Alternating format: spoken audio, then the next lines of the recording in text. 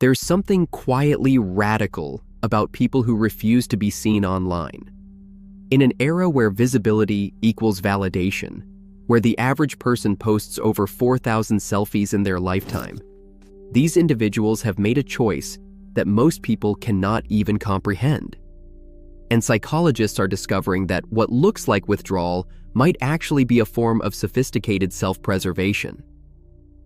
Let's start with something counterintuitive.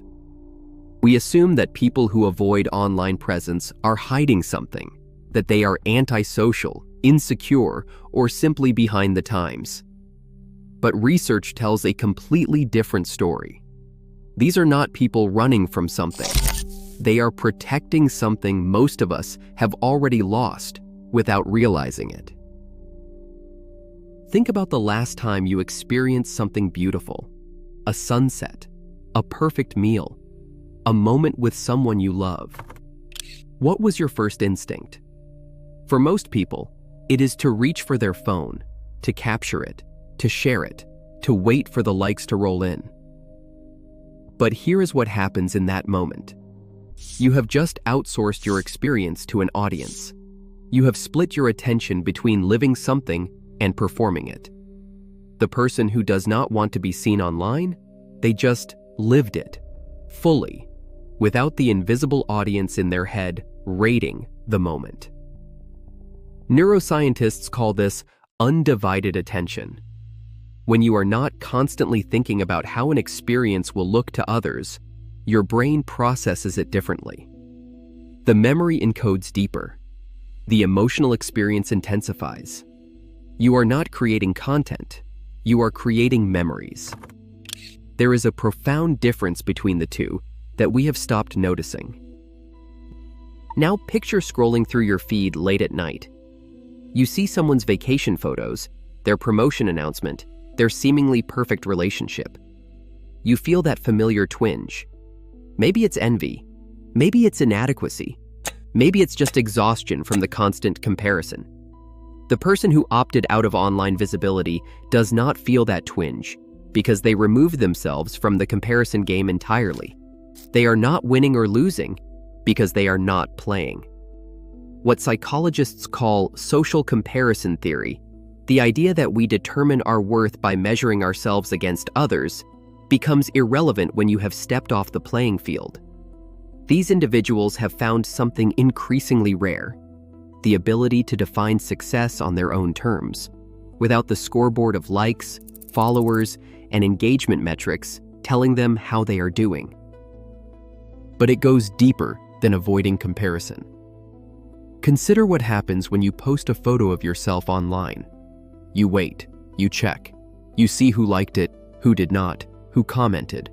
Your brain releases small hits of dopamine with each notification. And when the engagement does not come, that is when something interesting happens. You start questioning. Was it a bad photo? Bad timing? Do people not care anymore? This is what researchers call contingent self-esteem. Your sense of worth becomes dependent on external validation from people you might not even know. The person who does not want to be seen online has protected themselves from this psychological trap. Their self-worth is not fluctuating based on an algorithm's mood or a stranger's scrolling habits.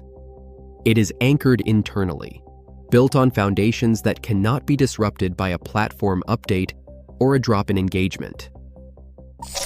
Here is what most people miss entirely. There is a difference between privacy and secrecy. Secrecy implies shame, something to hide. Privacy is simply the right to have an inner life that is not on display. The person who avoids online visibility is not ashamed of their life.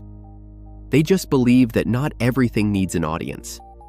They have preserved something most of us surrendered without a second thought: the experience of having thoughts, moments, and memories that belong only to them.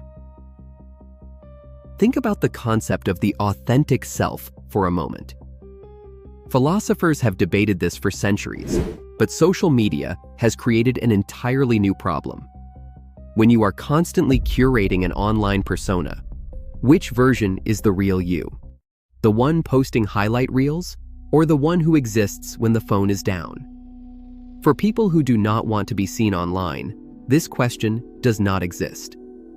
There is no gap between their private and public selves because they have refused to create a public self in the first place.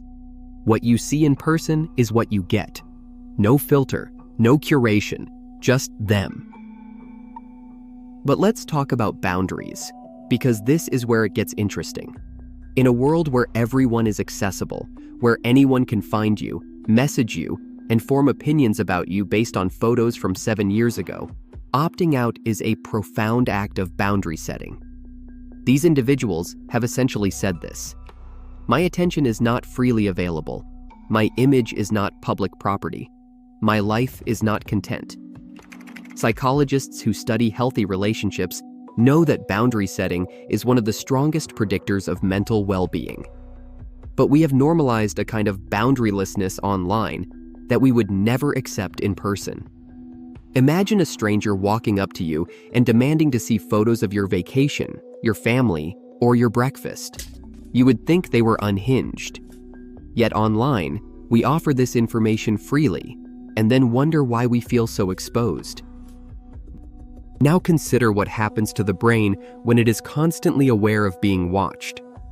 Sociologists call this the panopticon effect, named after a prison design where inmates could be observed at any time without knowing when they were being watched. The result is that they modified their behavior constantly, performing even when no one was looking. Social media has created a voluntary panopticon.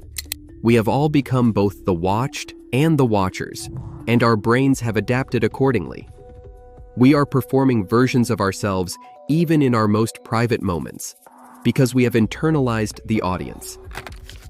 The person who refuses online visibility has escaped this psychological prison.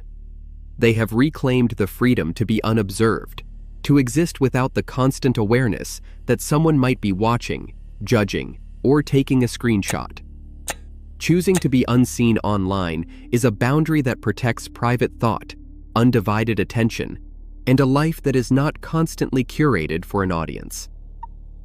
And here is what researchers are finding, particularly fascinating. People who maintain strong boundaries around their online presence report something unexpected: deeper in-person relationships. When you are not broadcasting your life to hundreds of acquaintances, you have more to share with the people who matter. Your stories are not stale from being pre-posted. Your experiences are not already known. There is mystery, surprise, genuine conversation. These individuals have accidentally preserved something that constant sharing erodes: the intimacy of selective disclosure. The understanding that some things are more meaningful precisely because they are not shared with everyone. But perhaps the most profound thing about people who don't want to be seen online is what it reveals about their relationship with themselves. They can sit with their own thoughts without needing to externalize them. They can have an opinion without announcing it. They can experience pride in their accomplishments without needing a chorus of validation. They have maintained what psychologists call a stable internal reference point. Their sense of who they are does not shift based on external feedback. They are not constantly adjusting their self-image based on how others respond to their curated posts. They simply are who they are, whether anyone is watching or not. In a culture that increasingly conflates visibility with value, these individuals are making a quiet but powerful statement: that a life unshared is not a life unlived. That attention from strangers is not the same as connection. That the most important audience for your life is you. And as the rest of us struggle with algorithm anxiety and engagement fatigue, they have already discovered something we are all slowly learning. Sometimes the most radical act of self-care is simply refusing to perform.